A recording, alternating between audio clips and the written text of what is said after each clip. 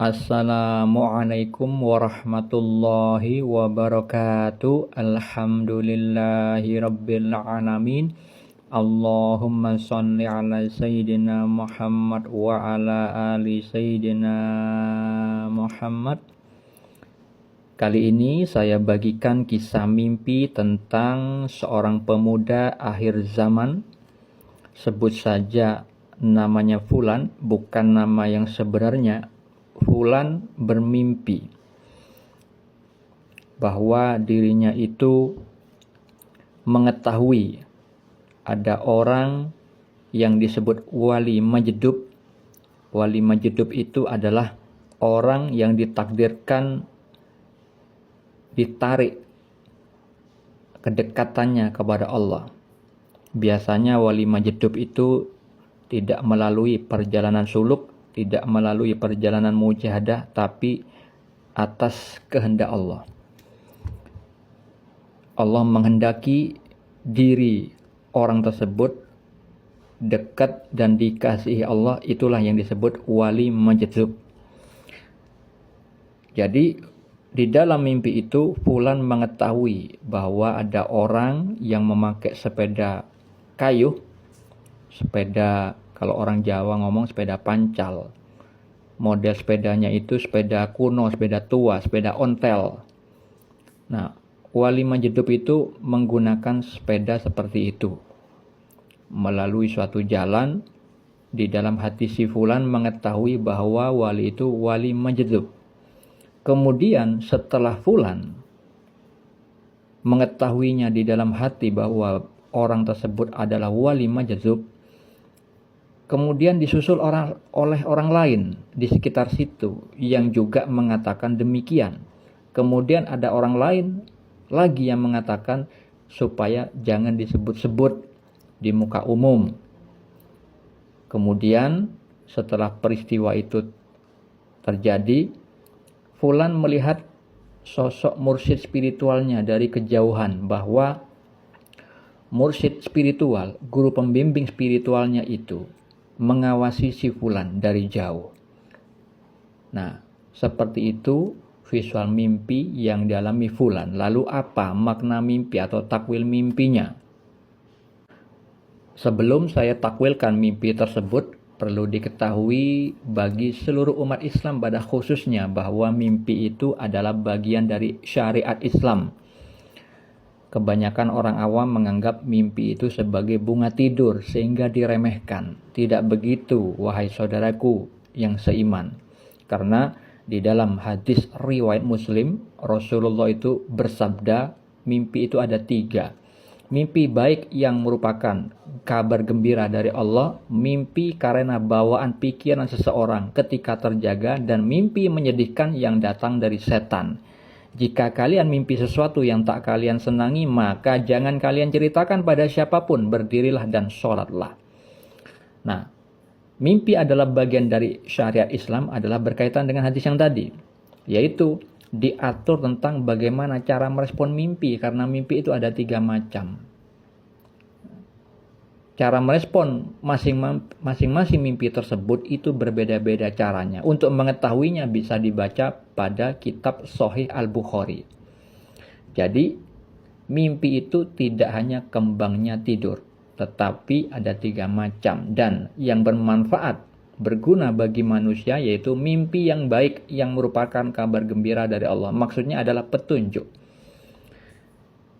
Perihal mimpi yang juga diatur di dalam syariat Islam itu adalah tentang orang yang mentakwilkan mimpi, yaitu orang yang memang ditakdirkan oleh Allah memahami ilmu takwil mimpi, seperti yang Allah firmankan di dalam surat Yusuf ayat 6, ayat 21 dan ayat 101, menjelaskan bahwa Nabi Yusuf alaihissalam diberikan pengajaran oleh Allah sebagian dari takwil mimpi.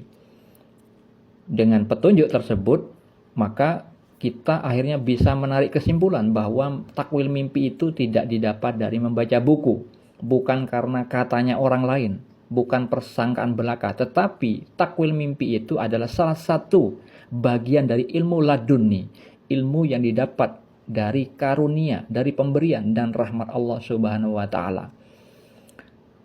Selain Nabi Yusuf alaihissalam, Nabi Muhammad SAW juga ahli di dalam mentakwilkan mimpi. Begitu juga Abu Bakar Siddiq radhiyallahu anhu, sahabat beliau, juga ahli di dalam memaknai mimpi. Banyak kisah mimpi yang ditakwilkan oleh Nabi Muhammad terdapat di dalam hadis riwayat Al-Bukhari. Mimpi mengenai pengajaran ilmu syariat, mimpi tentang penghuni surga dan neraka, dan yang lainnya. Sedangkan di dalam hadis riwayat Al-Bukhari dan Muslim, Rasulullah itu bersabda, mimpi seorang mukmin adalah satu dari 46 bagian kenabian. Di dalam hadis riwayat Ibnu Majah, beliau bersabda, mimpi seorang muslim yang soleh adalah satu dari 46 bagian kenabian. Jadi, umat Islam yang tingkat keimanannya di level muslim tapi soleh, dan umat Islam yang tingkat keimanannya di level mukmin itu bisa mendapat peluang rahmat dari Allah berupa mimpi bagian kenabian.